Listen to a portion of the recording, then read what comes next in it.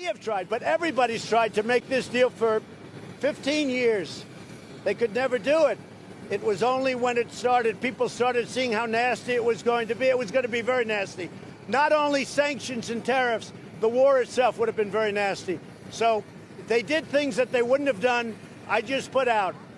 Everybody agreed to things that 3 days ago they would have never agreed to. That includes the Kurds. The Kurds are now much more inclined to do what has to be done. Turkey is much more inclined to do what has to be done. Turkey wouldn't have done this 3 days ago. The Kurds would not have done it 3 days ago. This is a situation where everybody is happy.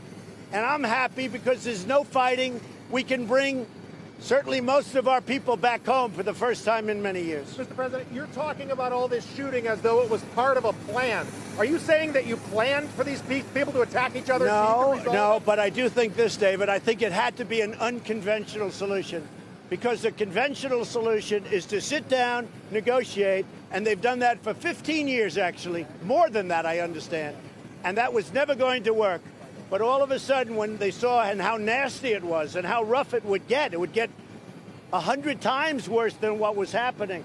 But when they saw the level of nastiness, they said, let's make a deal. Everybody together, let's make a deal. Are you sure that this will last more than 5 days? A lot of stuff can disappear in 5 days. I think it's going to last. I think that President Erdogan's very smart. I think he wants it to last. He wants safety for his people. Look, say what you want. A lot of bad things happened to Turkey from that district, from that 22-mile stretch. A lot of people in Turkey were killed. So that's not fair. Nobody likes to mention that. This was a great thing for the Kurds. This was a great thing for Turkey. This is great for everybody.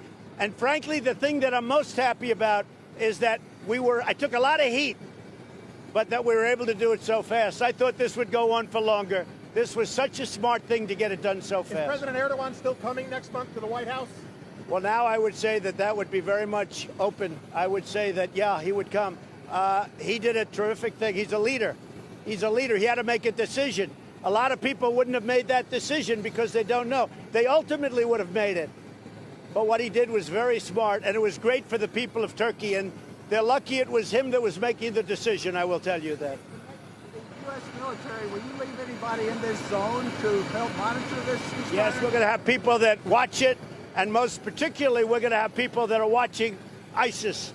We'll have people watching. And ISIS will be largely, again, controlled by the Kurds, because what a lot of people don't know, most of the areas where ISIS is outside of the war zone or the 22 miles. So ISIS will be, very few have gotten out. Most of them have been recaptured. And what's happened is ISIS is outside of the war zone. So that's going to be controlled very much by the Kurds with our supervision.